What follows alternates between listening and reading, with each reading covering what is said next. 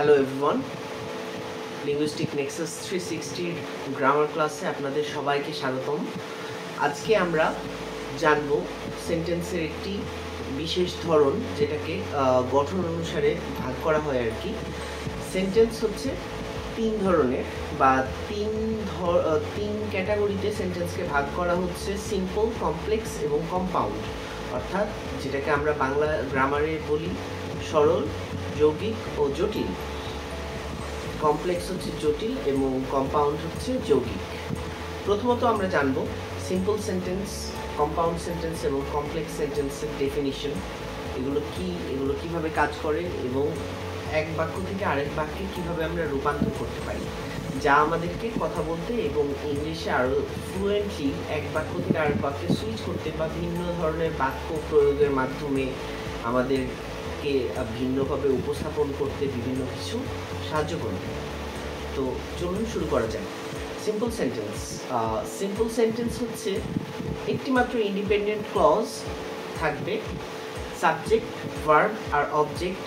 এটা হচ্ছে বাক্যের একটা ইউনিভার্সাল স্ট্রাকচার। সাবজেক্ট, ভার্ব এবং অবজেক্ট ইংলিশ গ্রামারে এভাবে হচ্ছে সবচেয়ে সরল বাক্যটা, সবচেয়ে সহজ বাক্যটা গঠন করা হয়।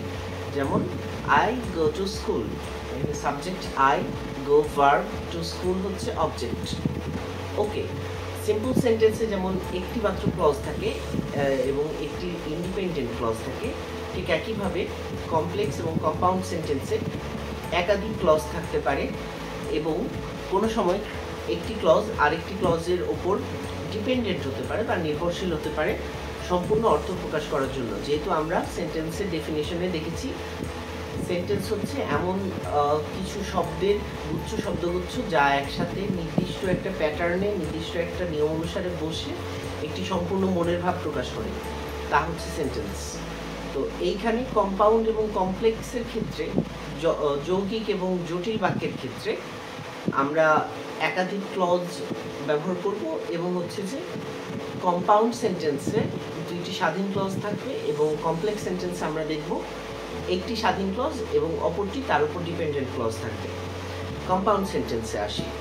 কম্পাউন্ড সেন্টেন্সের বৈশিষ্ট্য হচ্ছে দুইটি স্বাধীন ক্লজ, দুইটি সম্পূর্ণ ক্লজ পাশাপাশি বসবে এবং সেটা কিছু কনজাংশন দ্বারা যুক্ত হবে। কনজাংশন অর্থ অ্যান্ড, অর, এই ধরনের বাক্যযুক্তকারী কনজাংশন। কম্পাউন্ড সেন্টেন্সে দুইটি independent clause am, or, and এসব দিয়ে যুক্ত থাকে।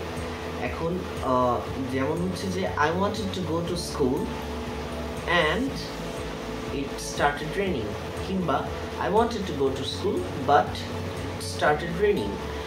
এখন I wanted to go to school এবং it started raining, এই দুটোই হচ্ছে ইন্ডিপেন্ডেন্ট ক্লজ, অর্থাৎ একটা অপরটার উপর নির্ভর করতেছে না। এটি হচ্ছে যে কম্পাউন্ড সেন্টেন্স, দুইটি স্বাধীন বাক্য অ্যান্ড, অর এইসব দ্বারা যুক্ত থাকবে। কমপ্লেক্স সেন্টেন্সের ক্ষেত্রে ইন্টারেস্টিং বিষয়টা হচ্ছে যে কমপ্লেক্স সেন্টেন্সে দুইটি ক্লজ থাকবে ঠিকই, কিন্তু একটি ক্লজ আরেকটি ক্লজের উপর ডিপেন্ডেন্ট হবে। যেমন হচ্ছে I wanted to go to school because my friends will be there. এখন দেখেন, I wanted to go to school এবং my friends will be there দুইটা ক্লজ হইলেও আমি স্কুলে যাচ্ছি কারণ আমার বন্ধুরা সেখানে আছে, কারণ তাহলে আমার স্কুলে যাওয়াটা আমার বন্ধুদের সেখানে থাকার উপর নির্ভর করতেছে। আমার বন্ধুরা ওখানে না থাকলে আমি নাও যেতে পারতাম, আমি কিন্তু তাই বলতেছি I wanted to go to school because my friends are there. ঠিক এইভাবেই হচ্ছে যে কমপ্লেক্স সেন্টেন্স গঠিত হচ্ছে। কমপ্লেক্স সেন্টেন্সে বিকজ এর মাধ্যমে কিংবা এর মতো আরও যে কনজাংশনগুলো আছে এসবের মাধ্যমে কমপ্লেক্স সেন্টেন্স গঠিত হইতেছে। আমরা ক্লজ নিয়ে, কনজাংশন নিয়ে এবং হচ্ছে যে কনজাংশনের নানান ধরন নিয়ে আমরা শীঘ্রই জানতে যাচ্ছি। তাহলে আমরা জানলাম সিম্পল সেন্টেন্স, কম্পাউন্ড সেন্টেন্স এবং কমপ্লেক্স সেন্টেন্স কি, কেমন, কিভাবে কাজ করে, এই সব কিছু। এখন আমরা একটা ছোট্ট প্র্যাকটিস করি, সেটা হচ্ছে যে সিম্পল সেন্টেন্সকে কম্পাউন্ড সেন্টেন্সে রূপান্তরিত করা এবং কম্পাউন্ড সেন্টেন্সকে কমপ্লেক্স সেন্টেন্সে রূপান্তরিত করা। আমরা এই কাজটা করতে পারি কিনা। ধরুন একটা বাক্য বেছে নিই,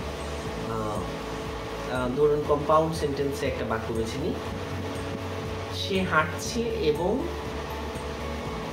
আমি গান গাইছি। Okay, so he is walking and I am singing. এটা একটা কম্পাউন্ড সেন্টেন্স, অ্যান্ড দ্বারা যুক্ত আছে এবং দুইটি ইন্ডিপেন্ডেন্ট ক্লজ। তাহলে কি হচ্ছে, এটাকে যখন আমি কমপ্লেক্স সেন্টেন্সে রূপান্তরিত করতে যাব, তাহলে আমাকে এমন একটা অ্যাডভার্ব এমন একটা কনজাংশন ইউজ করতে হবে যেটা আর কি নির্ভরশীল করে তুলবে আমাকে তার উপর বা তাকে আমার উপর। তাহলে আমি যদি বিকজ ইউজ করি, তাহলে হি is walking because I am singing a song. আমি গান গাচ্ছি তাই সে হাঁটছে। আমি একটা শর্তারোপ করে দিলাম, একটা ক্লজকে আরেকটা ক্লজের উপর ডিপেন্ডেন্ট করে দিলাম। এর ফলে আমাদের হচ্ছে যে কম্পাউন্ড সেন্টেন্স কমপ্লেক্স সেন্টেন্সে পরিণত হলো। ঠিক একইভাবে আমরা যদি এই বাক্যটাকে সিম্পল সেন্টেন্সে নিয়ে যেতে চাই, তাহলে আমরা কিভাবে যেতে পারি? একইভাবে আমরা বলতে পারি, আমরা কোথায় আছি, he is walking because I was singing him a song, বা I was singing a song. তাহলে এইটাকে আমি হচ্ছে যে সকল কনজাংশন দূর করে ফেলবো, বিকজও ইউজ করবো না, অ্যান্ডও ইউজ করবো না।